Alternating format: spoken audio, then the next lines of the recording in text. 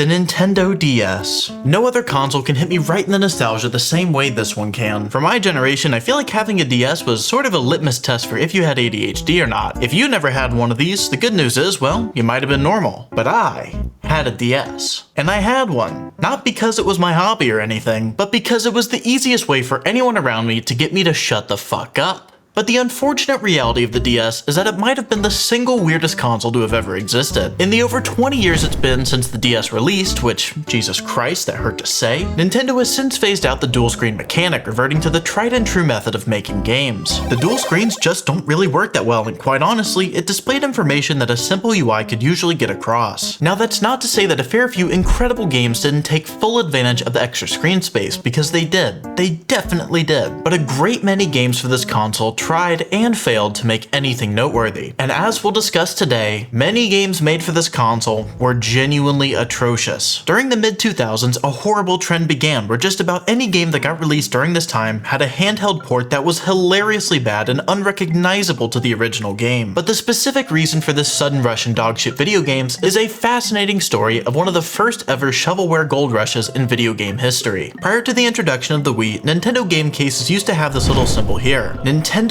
seal of quality. While on the surface it might seem to just be an aesthetic change, this actually marked a massive deviation in Nintendo's philosophy. The silent removal of this logo was no coincidence, as it lined up perfectly to when Nintendo stopped verifying the quality of the games released on their platforms, now only checking for playability. So now, bad video games could be released on Nintendo consoles fairly easily. But the other half of this equation is that the Nintendo DS and its games were almost tailor-made to be as cheap as possible to produce, costing a fraction of higher data discs like the PS3 and 360. These two factors led to a perfect storm of horseshit, a greedy corporation's wet dream. A console generation that sold extremely well with kids, lower production and printing costs, and no verification of the quality needed to be licensed. So as you can probably bet, yeah, there's gonna be some terrible games made for this console. I prepared for us a list of the 10 worst DS games I could possibly find, but the way I curated this list was a little bit different from every other console I've covered so far. The average score of a DS game seemed to be somewhere between 40 and 60, taking into account the device's limitations. But there's no real resource out there documenting the worst ever games made for the console, so my only option was to scroll through forums and write down any of the games I saw and check out their score. So to be honest with you, there's probably some games I missed that just slipped through the cracks that have more than enough reason to be on this list. But with that said, let's start playing our first game. Have you ever looked in the mirror and thought to yourself, man, I have no clue how to smile, like at all? Well, do I have the fucking game for you? This is Face Trainer, a game that teaches you how to make facial expressions. Now, the actual purpose of this game might surprise you. Believe it or not, it's not meant to train full-on sociopaths on how to blend in with normal people. This game was made as a form of exercise. The purpose of this game is apparently to slim down your face, by having you practice using the muscles in your face to strike certain expressions. But before I show you any of the gameplay, let's watch the official trailer put out for it first. Been looking a little stressed out lately? Some short Who hasn't fucking been there just, another long day at the office of, I think my boss is finally catching on that I'm secretly a lizard person. To start, place your Nintendo DSi or Nintendo DSi XL conveniently on the included stand. Begin your training session with some enjoyable warm-up exercises for both your face and your body. What do you mean warm-up exercises? I feel like no one in the history of mankind has ever thought to themselves God damn, my face muscles are stiff. And if they have, they're probably a serial killer. Face training includes more than 15 different guided exercises to train your facial muscles. You cannot crossfade to that image. I know this is an infomercial, but a little self-awareness. Training the ocular muscle can help to relieve tired eyes. Training the trapezius muscle can help to relieve stiff shoulders. Tilt your... Now, I'm no muscle scientist here, but I'm pretty sure the trapezius muscles are a part of the back, distinctly not the face. And if you're giving me workout advice, that's a very concerning mistake to make. Training the digastric muscle can help to maintain a toned neck. Lift your cheeks into a wide grin. You wanna know how I got these scars? Clasp your hands and tap each of your shoulders. Yes, much facial training going on here. Just lightly tap. Oh man, oh wow, that actually hurts. All exercises have been developed by Fumiko Inudo, who has shared her research findings on facial muscles and their relation to beauty and relaxation to develop face training. So finally we have ourselves a piece of information on this game's creator, Fumiko Inudo. Let's just run ourselves a little background check here. Okay, so just a basic search brought up, absolutely nothing. More so just bringing us back to the game. Like this is her only notable work. But maybe we'll have a bit more luck here in Japanese. So after quite a bit of digging, it seems Inudo was quite a well-known part of the Japanese beauty culture. However, there's little to no information on her outside of her book, Magic Exercise for Your Clear Skin and Smart Face. Which again, fucking terrifying cover. But you know, looking at my face here, you know, I got some serious eye bags going on. Maybe it's time that I did some face training.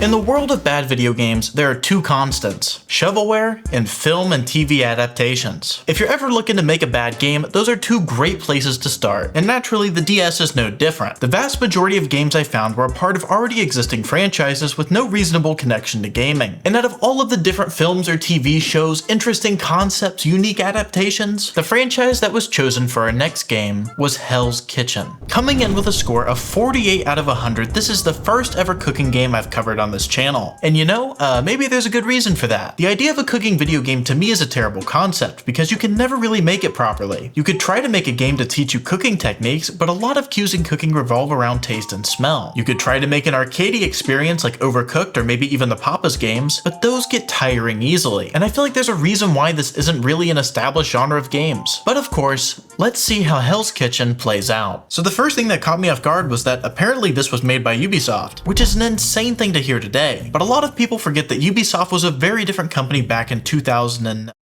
Whoa. What the fuck is that picture? Dude, he's sitting like a fucking Kubrick stare on me. And also, what the fuck is he serving me? Is that like a single pepper? You know, I think I'd be pretty heated about that one. Hell's Kitchen the game is separated into two separate modes, an arcade mode and a career mode, seemingly implying that there's going to be a story. So I guess that's what I'll be playing?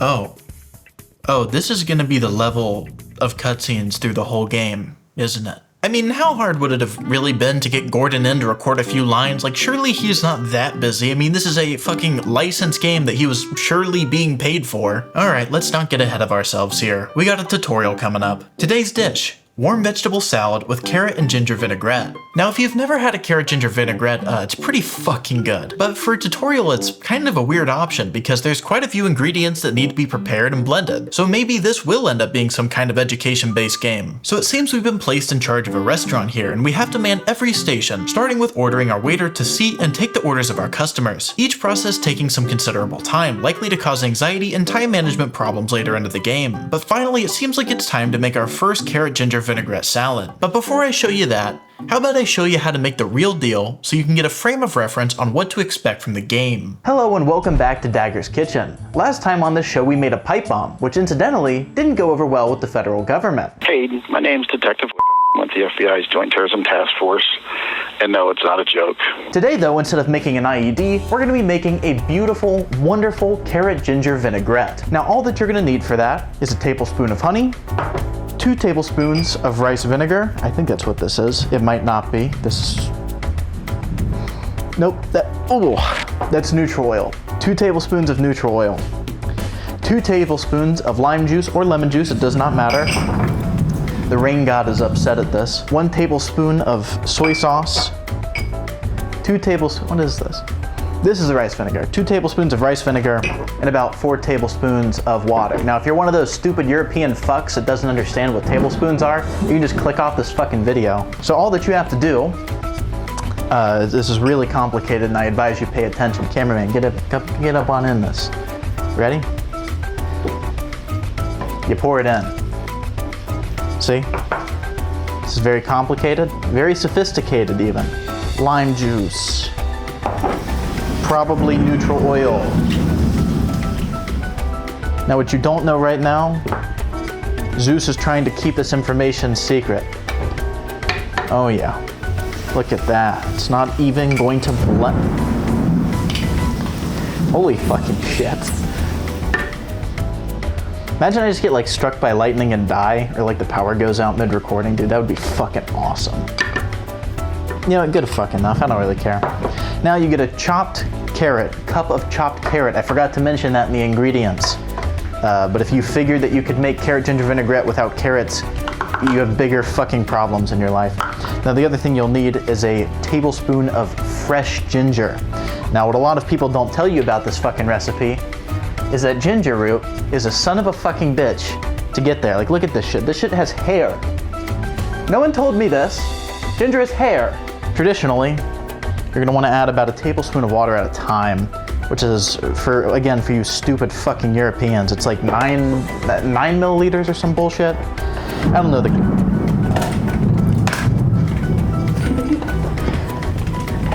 Zeus is defending the Europeans. All right, I think that's on there, hopefully. Now, traditionally, what you would...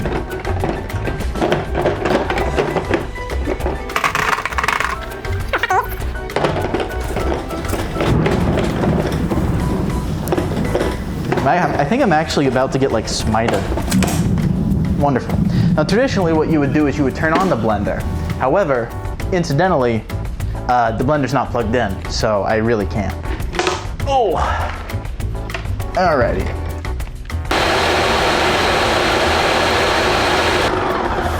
That should be good enough. Now you just put this on your salad. Now if you're a fucking idiot, you can get a mold ring. But like, here's advanced tips with dagger here. Instead of making a ring mold, how about you just use your hands like most normal fucking human beings? Now you just... Smells good. Whoa! Did we just lose power? Oh yeah, that's not even blended fully. All right, people, oh shit. Editor, can you get a close-up on this one? Close-up on that one, cameraman, get a beautiful close-up. Oh yeah, it's not even blended. That is, that's just carrot paste. That's actually just carrot paste. Oh yeah. See, at the bottom we got some actual vinaigrette, so some of it did go properly. All right, here we go.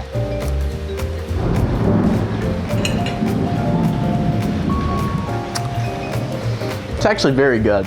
It's got a lot of natural brightness from that ginger, but its sweetness is balanced out. If you've ever had just ginger, it's very overpowering. And that sort of balances it out. So it's a very refreshing, very light thing. Very Japanese, you know, it's very indicative of the region. So if you've never tried it before, I highly do recommend it, although the lightning gods may try and smite you, but don't let them. But let's see how Hell's Kitchen DS handles this. So apparently carrot ginger vinaigrette is 1 part green and 1 part yellow. Word? I didn't know that shit. So we click on the green here, which appears to be nearly every fucking fruit on the planet, chop it up or something and do the same with the bread, cook those separately until they catch on fire, then combine. Now, I'm not like a professional chef here, I don't really know what I'm talking about, but in what fucking context would you ever put fruit into a pot and then light it on fire? And furthermore, in what fucking way does that contribute to me making a salad? But I digress. The remainder of the gameplay loop is serving the customers the meal, which, by the way, doesn't even show them what you're serving. Then you collect the plates and then you're done. And I'm sorry to say it, sports fans, but that's the entire game start to finish, except somehow they try to gaslight you into thinking there's more content. They add new tables for customers to try and overload you, and then they add one more ingredient, and that's it. There's never any other gameplay element other than timing ingredients, no sauteing, no oven, no searing, just throwing a random mixture into pots for a predetermined amount of time while Gordon Ramsay says 1 of 3 total voice lines he has. I put myself through the first 10 days of the game's campaign, which, you know, to be fair, it only took me like 30 minutes, but it felt like 10 fucking hours. And what did I get out of it? Nothing. Nothing at all. There's no competition between other chefs like the show, it didn't teach me any techniques I could try in the real world, and it doesn't even let you fuck up so bad you burn down the whole kitchen. This is a game that is a complete fucking waste of time. However, this game is still in the high 40s. This is gonna get a lot worse, but not really right now, because believe it or not, this is tied with another game for 8th place, coming in with another score of 48 out of 100. And to the surprise of absolutely fucking no one, it's another TV show. But this time, it's one that's near and dear to my heart. Deal or No Deal, the game.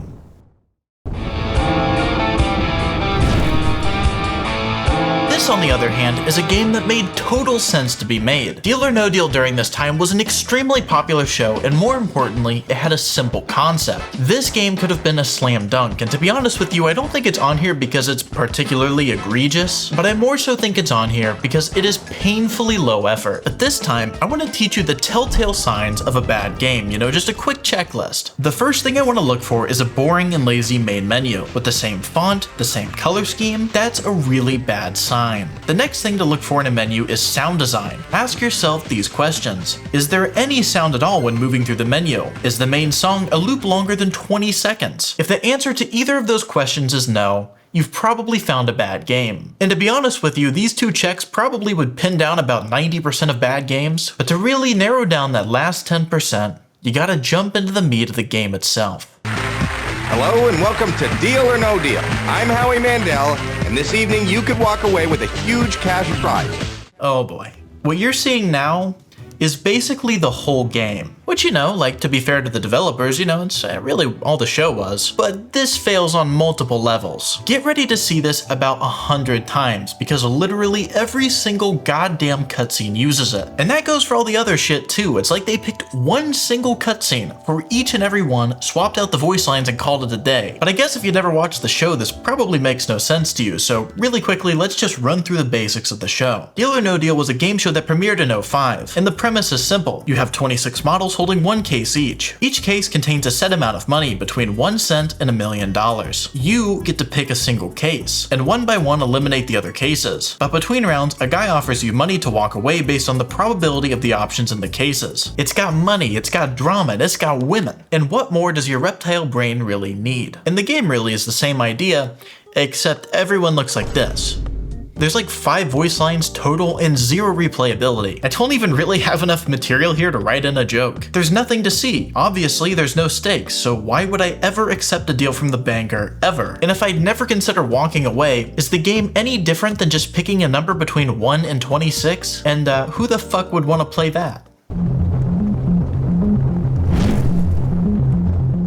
But now, I have to admit something to you. To make this video in this list, well, I kinda cheated. Our next game is technically a game that never got reviewed by anyone, ever. And this isn't something that I've never seen before, but usually I put those at the very bottom of the list. But here, I'm just kinda improvising and putting it dead center where I think it fits the best. Our next game is a game released only in Japan called Wine no Hajimekata, a game centered around wine and how to get into wine culture. Now, for those who don't speak any Japanese, Hajimekata translates to something along the lines of way of getting started or a beginning. In this, it's just such a bizarre game. It's basically like an interactive learning experience, but for wine. Something that only adults can drink on a console that was marketed heavily towards children, and released in a country where wine is one of the least popular alcoholic drinks. And I have to say, this is probably the most boring game here, if you can really even call it a game, but let me show you. The game opens to a bunch of cool pictures of dishes where wine is traditionally used. Mostly French, of course, since that's probably the most wine-heavy cuisine. However, once we start the game, we're introduced to our guide, Senior Hancock, the quirky guy with the stash who's here to introduce us to the world of wine consumption. Now, as I've mentioned on this channel before, I know a bit of Japanese, but not a bunch. And certainly not enough to navigate what might as well just be a fucking visual novel. And so during this game, you can see me very slowly try to read through all of this, and unfortunately, that's all this game seems to consist of. This is less of a video game and more of just an encyclopedia with sporadic quizzes thrown in there. All it does is throw basic wine information at you, introduce key concepts, quiz you, and move on.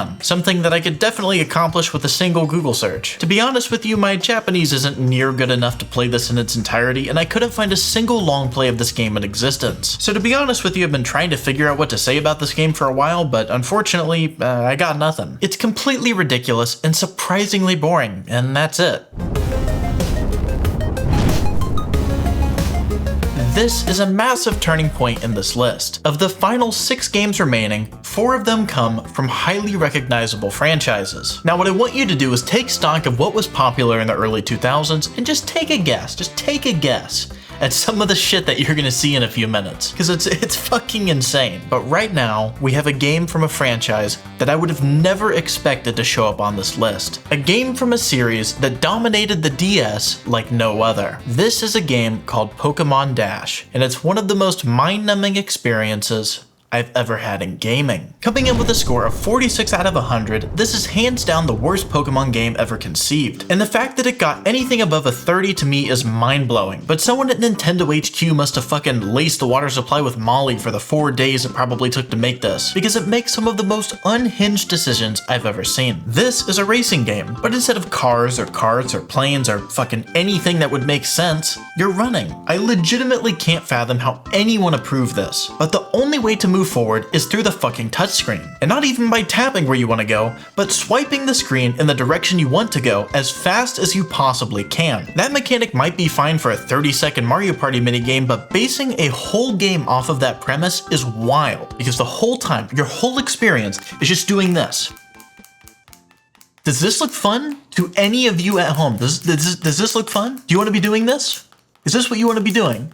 Sure, later in the game you can get on Lapras and end up swiping your way across a body of ocean the exact same way, or even better yet, grab onto a balloon and once again keep swiping. This game to me is insufferable, and insufferable to the point where my recording of this game, I shit you not, is 5 minutes. And it's like that because I couldn't take a second more of it. I just said fuck it, turned it off, looked up a long play, realized that there was no more mechanics that would ever be added, and just said no. And while this may have a fairly average score for this list, here on the fucking dagger scale, I'm trying to make this shit up right now, that's a 2 out of 10. Or maybe it'd be here? Maybe this is the 2? Because it'd be left, yeah, 2 out of 10.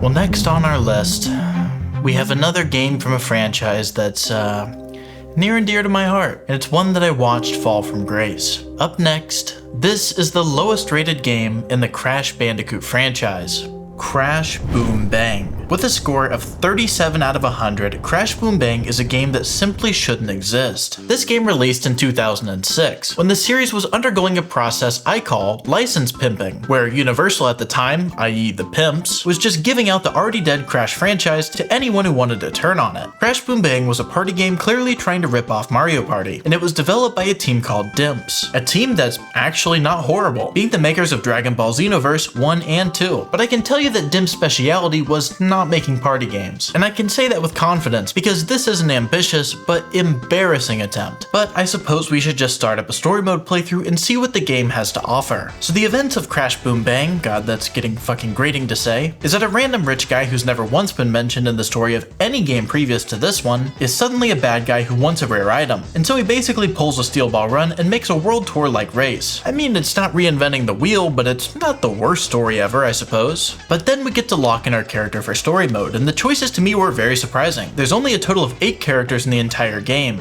and for some reason, Pinstripe of all characters is a default one. But this is actually where I picked up on the first sign that something about this game is off. On the cover of the game, Crunch is here on the bottom right. For those who never played the Crash games, he's essentially an ally of Crash after his introduction, but that really doesn't matter, because in his design on the cover of the game, it uses the design shown in Tag Team Racing and Crash of the Titans. However, the in-game model still uses the older design. Possibly a massive miscommunication from the publishers and the devs, or maybe this game was stuck in development hell for years. But whatever the case, this looked bad. But actually, in terms of looking bad, this game doesn't most of the time. I mean, for a 3D DS game, these graphics actually aren't bad at all. But you don't get to see that half the time. But we'll talk about that a bit later. This is a party game where I am 100% convinced that the lead developer just forgot to take his Adderall, because it is the most impatient, ridiculous, visually stimulating game I think I've ever played. It's like it perfectly predicted the drop in attention span, so it cooked in a bunch of methods to give visual stimulation all the time. But to start with its most unique aspect,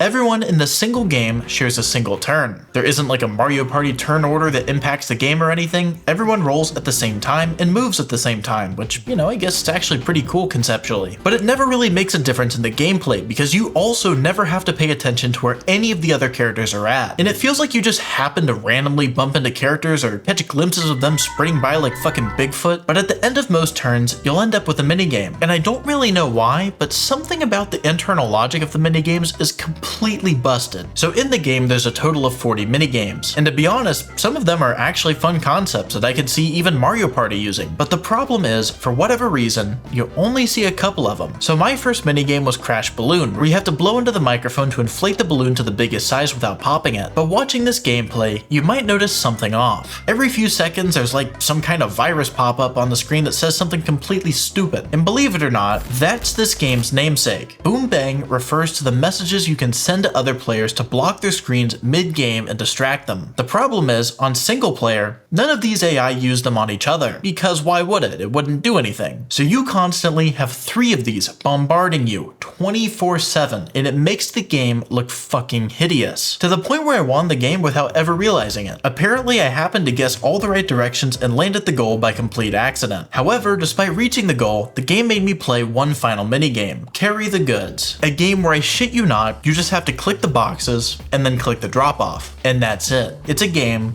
that makes you click in 2 places every 3 to 4 seconds. It's a complete joke, and I hate everything about it. But I won this board, and thus we'll move on to board 2, which takes place in a desert. And unfortunately, the gameplay loop is identical. Except now, I'll take the time to explain that in this game, there's an item system. How does it work? I don't know. That's the best part. The game hounds you every move about using an item, while also simultaneously giving you 10 seconds to make a move and no concept of what any item does. So you know what I do? I just roll the normal dice anyway.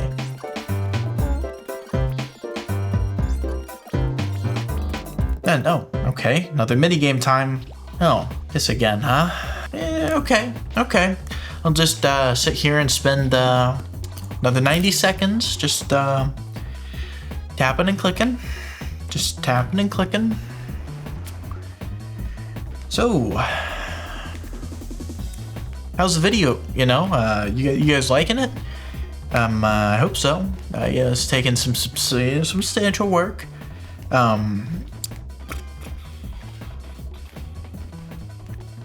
How's the weather where you guys are from? Is it fun? Fun weather? What the fuck am I talking about? Oh man, I sure am winning.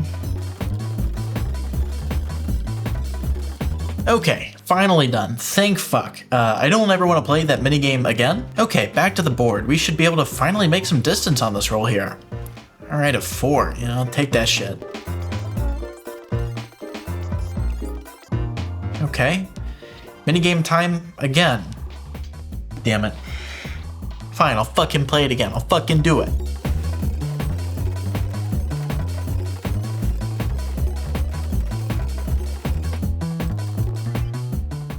Alright, surely we're towards the end of the board here, right? Apparently I'm winning. I don't really know how, but apparently I am. And okay, a strong 6. There we go. That's what I'm talking about.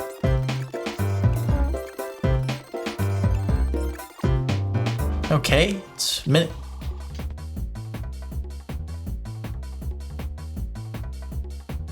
Next up on our list, a beloved TV show cherished by many children that was adapted into a video game. Clocking in a score of 35 out of 100, we have Cory in the House, the video game. Now, for those who never really grew up with it, Cory in the House was a reality TV show for kids that was a part of the whole like Disney extended cinematic universe shit that they were doing for some reason. Cory in the House follows a kid named Cory who in fact lives in a house. However, the house he lives in happens to be a white one. The show is a completely insane fever dream that got canceled after a single season when the lead actor got injured trying to perform a stunt that he wasn't scripted to do. He also later turned out to be like an EDP kind of individual, but that's a topic for a different day. Because right now, we need to stay focused on the DS game, because it's one of the single worst things I've ever played in my entire life. So using the testing methods I laid out earlier, let's do a quick check to see what we're working with. So far, this isn't necessarily bad. It's fitting to the show, and it's taken effort to actually make an opening screen. Okay, we choose a file and... oh boy. What is that sound effect? Sounds like a pitch-lowered groan tube. Oh boy. Let's just get out of the main menus.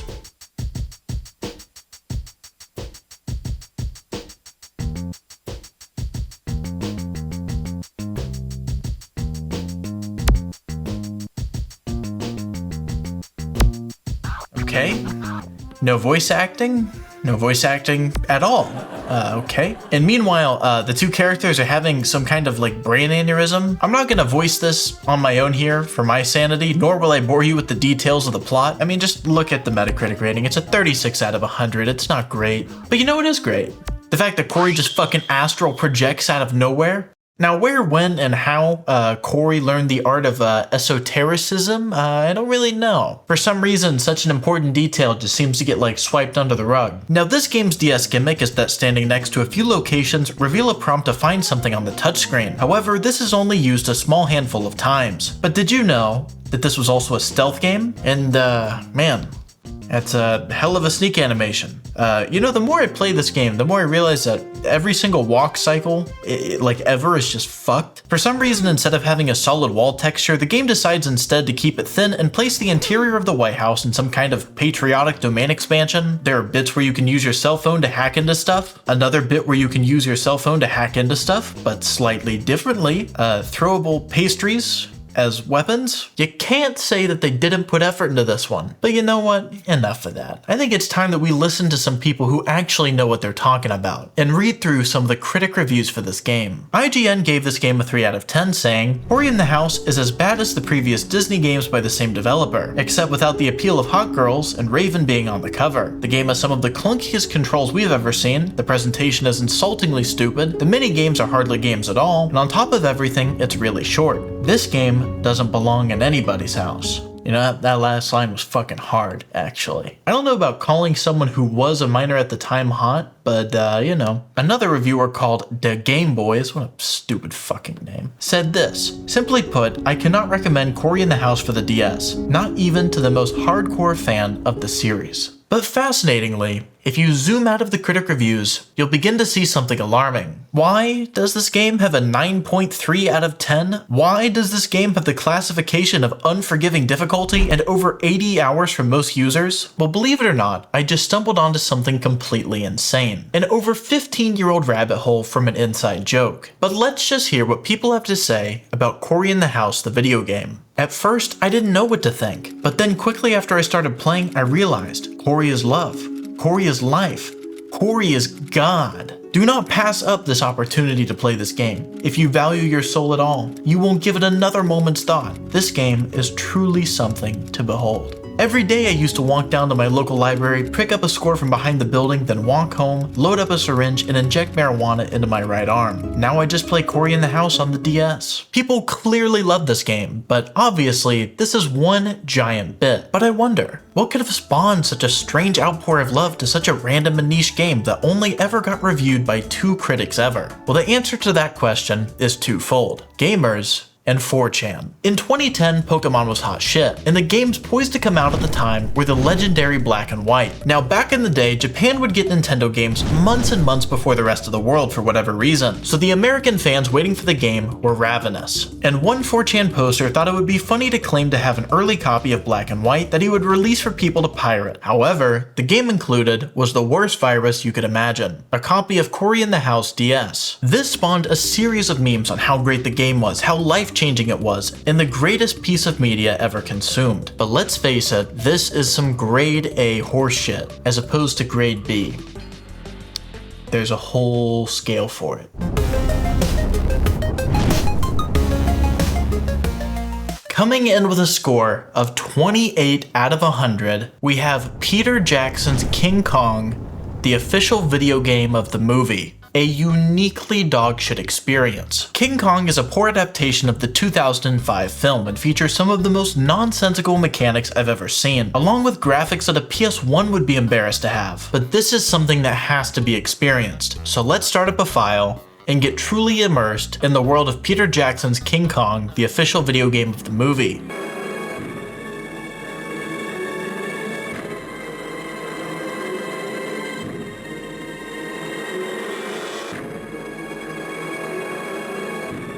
Yup, this game has zero dialogue at all.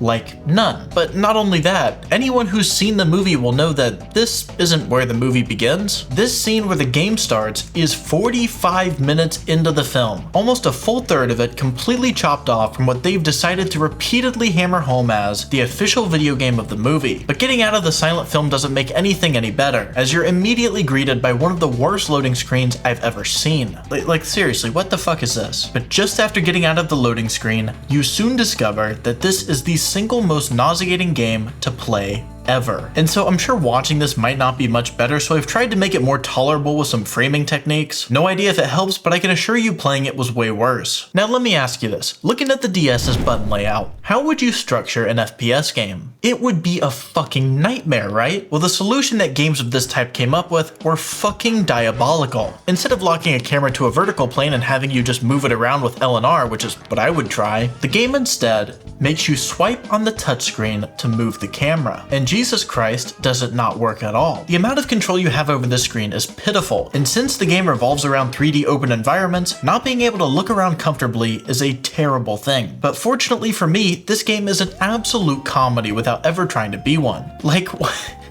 what is that character model? What is that? This is ridiculous. She's like perpetually confused, dude. She's got the fucking orb of confusion. Also, she's immune to spears being thrown directly through her torso, which is my way of segueing into this game's combat. There's combat. Yup. You fight things, more like you aim in the general direction of things and try to hit a target a few times, or more than likely just run through the area since that's a viable strategy. And holy shit, is she floating? Okay, this woman not only looks like an ogre but has the powers of a fucking witch.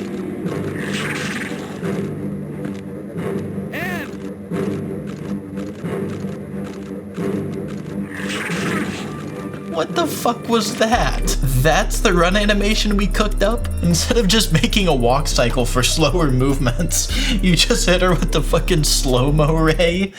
Oh, Jesus Christ. And just down the tunnel, we find the fucking Blicky here. Now, I don't know who stashed a fully loaded Thompson in the middle of a cave in fucking Bumshark Nebrahoma, but apparently someone did, which gears us up for our first boss fight against a giant crab. And unfortunately, this is where I just couldn't continue. The motion sickness was legitimately getting to me at this point, and I couldn't beat the boss despite unloading at least 200 rounds straight into it. But I wouldn't want to disappoint you all. I know we all want to see what King Kong actually looks like in this game. So I found a full playthrough of the game on YouTube for us to watch, and you wouldn't fucking believe it?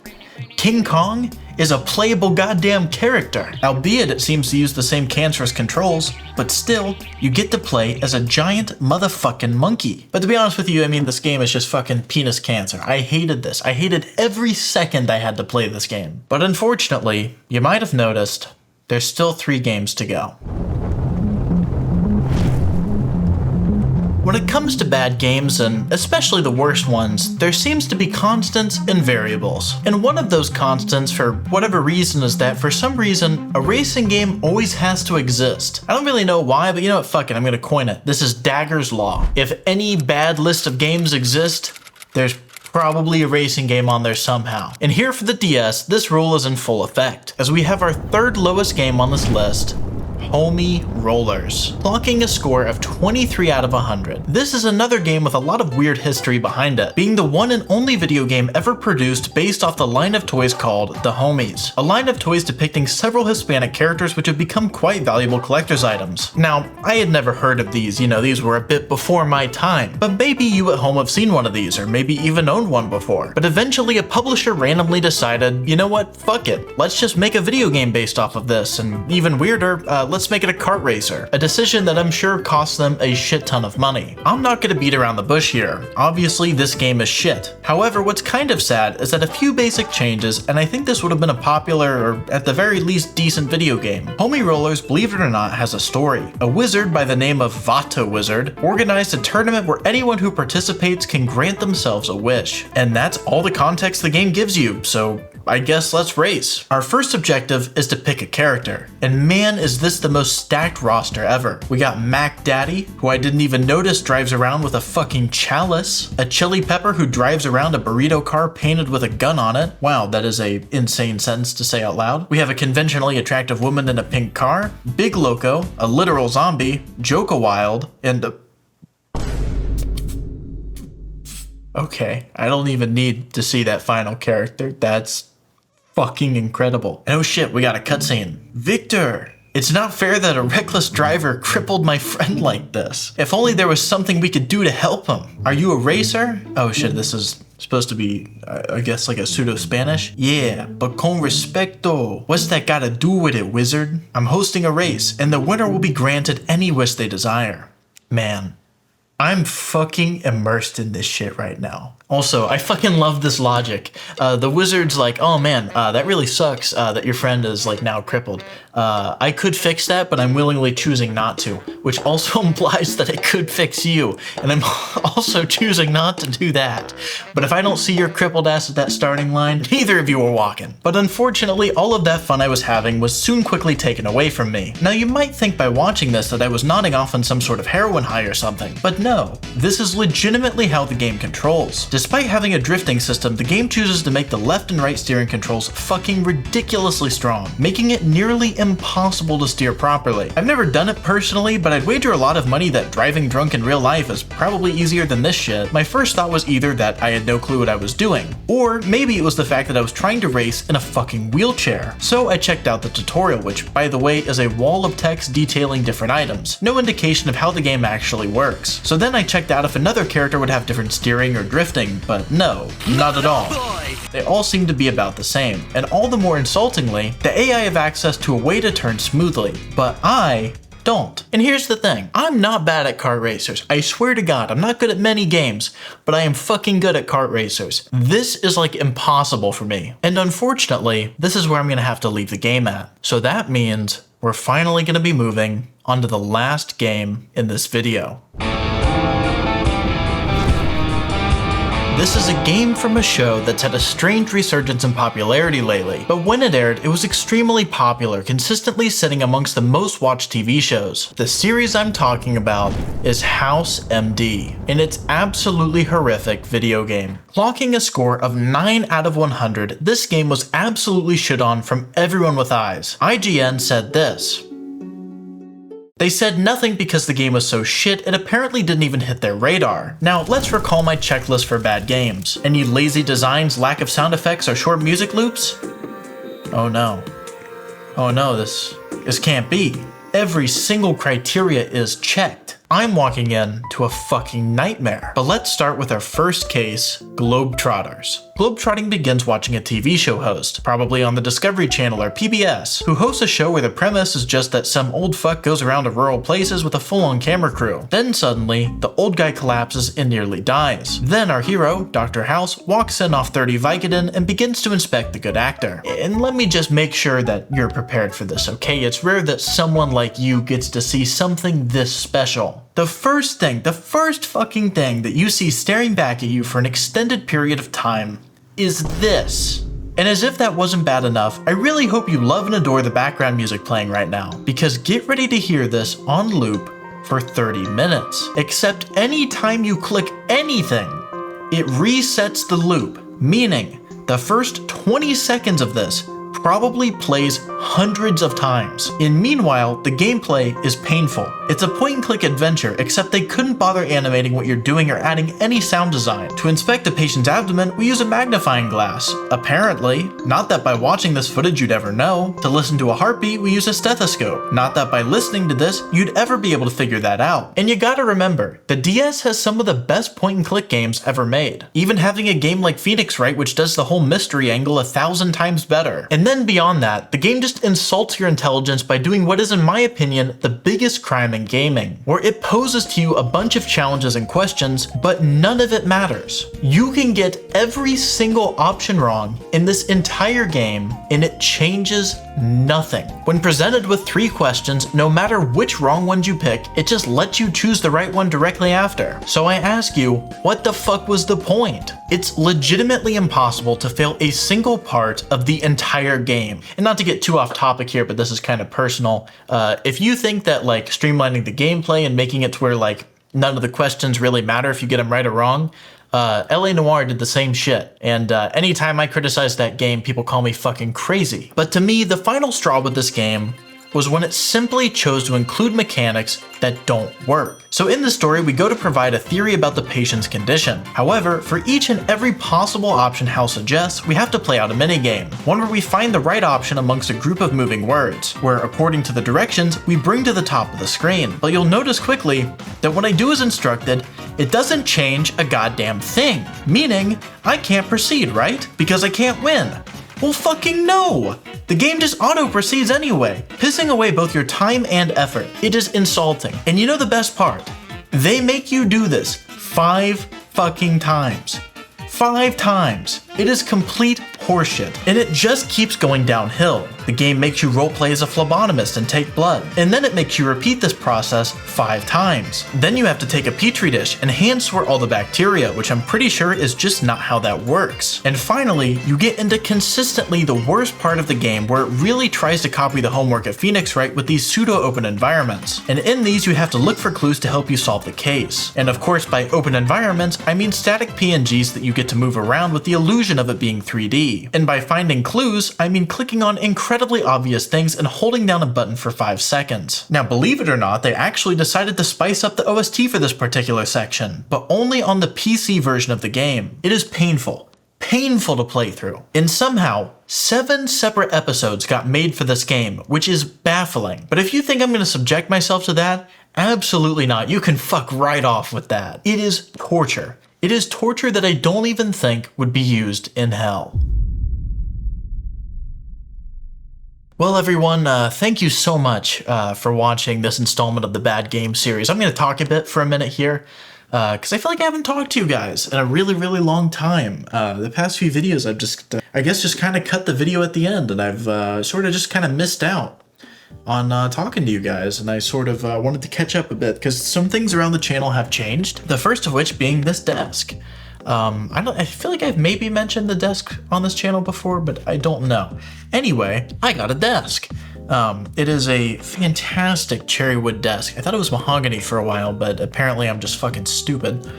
But I absolutely love this thing. I got it on a steal. It's like 150 bucks. But the sad part is, this will not be around for forever, because there's going to be a point where I'm going to have to move out of this office. It's kind of an inevitability. And the sad reality is, we got this thing up here with an elevator, but the elevator has broken and there's no way it's getting fixed. So either I'm going to have to pay someone a lot more money than the desk is worth to move it somewhere, which just doesn't seem logical to me, or it's just going to have to go and I'm going to have to figure something else out. And I think that's probably like the more grounded solution to take, which is unfortunate because I fucking love this thing. And I guess next up on the agenda is that the next couple videos you're going to see are going to be a bit more experimental. The next video you see is something I've done before, and since it'll probably line up with my birthday again, I guess we're just going to establish a weird tradition where every year on my birthday we do a channel update. So yeah, we're going to be doing a channel update on August 21st. So any questions that you have for me, whether they're about the channel, about me, about serious topics, it can be about fucking philosophy, or it could be about like shoving a dildo up your ass, I don't care. If you have any questions that you'd like me to take a look at, please leave them down below. I'll try to get through like 20 or so if I can. No promises. But then finally, you know, after that video, I'm thinking about sort of branching out past gaming a tiny bit into maybe covering some like roughly film adjacent stuff. And the structure will be very similar to what you saw now, where it's sort of this comedy style, but instead of being games, it'll be about, I don't know, some fucking stupid movie or some shit, just something interesting, just to spice it up. But that's kind of all I wanted to talk about now. Actually, there is something else. I don't know if you fucking noticed, but like early on in this video, it's about 11 now, but when I started this recording, it was probably like 7. I was like sweltering. It was so fucking hot in this room. There's no air conditioning, and it's like, it is brutal. Cause, for some reason, like film lights and, you know, cameras and computers and stuff, they generate so much heat. So in this room earlier, it was probably like 95. And I feel like when I watch this back, you're gonna like be able to see like beads of sweat running down me. Thankfully it's cooled off. It's much better now. So if you can see me like visibly pouring sweat. I'm so sorry. I'm sure it was fucking gross. And now, like, my voice is dying. Like, it's one of those things where, like, I enjoy talking and getting into the camera and sort of, it's not like acting, but it's like, it's kind of acting in a way. But I'm getting to the point where like every word is like really hurting.